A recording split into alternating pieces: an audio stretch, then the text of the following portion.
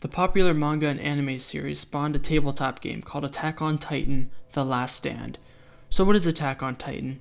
It is about how Earth is overrun by giant human-eating beings and how the remaining people on Earth have built their society behind walls to protect themselves. So how does this translate to a tabletop game? Basically, one player plays as a Titan and the other player or players play as the heroes.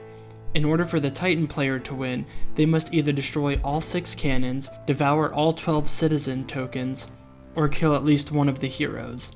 The heroes have one goal: kill the Titan before the Titan wins. As the Titan player, there are several Titans to pick from. Each one has a different approach and tactic to winning the game. Same goes for the heroes. There are a variety to pick from, and each has their own special ability to help them beat the Titan. There are tactic cards that the heroes can utilize to help face the Titan by completing 3 conditions on the card.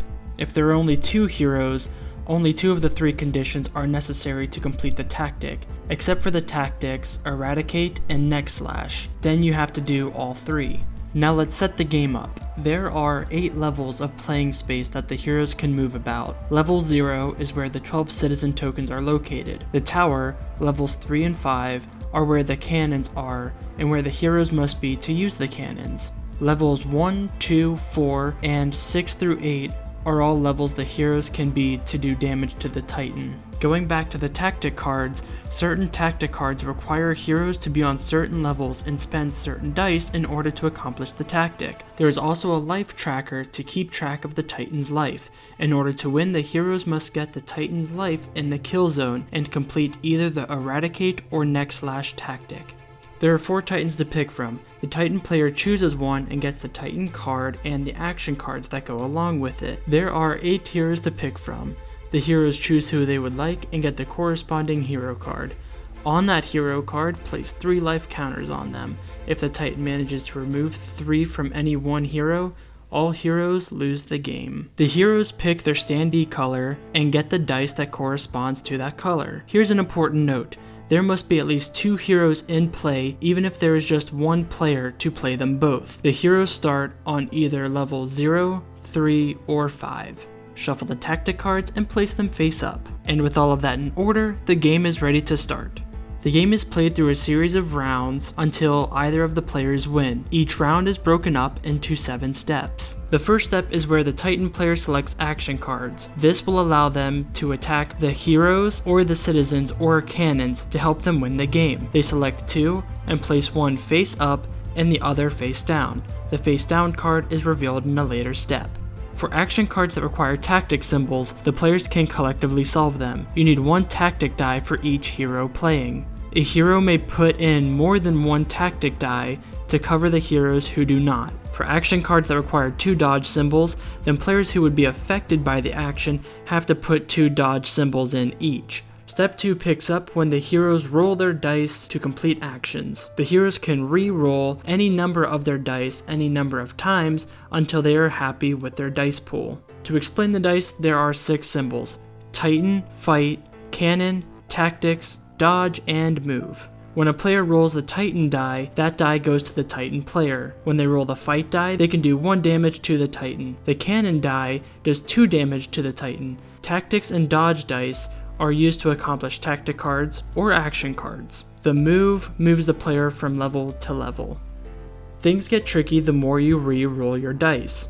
The more you do, you'll have a higher chance of rolling a Titan die. The die will go to the Titan player who can spend the die on their Titan card, which will help them win the game.